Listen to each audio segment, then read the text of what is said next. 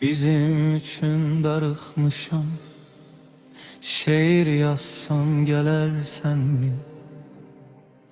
Sənə elə möhtacam ki bu aralar. Duysam, görsən, dönərsən-mi? Verə yorub əyət məni. Bilirsən ki ağlamaqdan utananam, utanmaqdan keçib daha. Hönkür hönkür ağlayıram, göz yaşımı silərsən-mi? Hamı məndən üz çevirib, doğmalarım düşmən olub, qəlb sirdaşım, ürək dostum.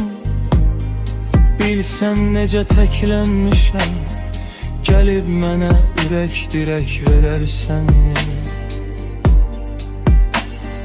Baş götürüb getməyə də yerim yoxdur, satılmışam, dağılmışam, ruhum ölüb mən. Savaşdan sonra qalan xaraba bir yurd olmuşam. Mənə həyat verərsən-mi?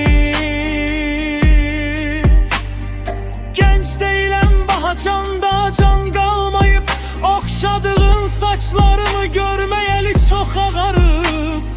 Bir zamanlar mənə dərman təkcə səndin, indi hər yeməkdən əvvəl sonra dərman. Eşitsən ki bir xəstən var, gəlib ona dəyərsən-mi?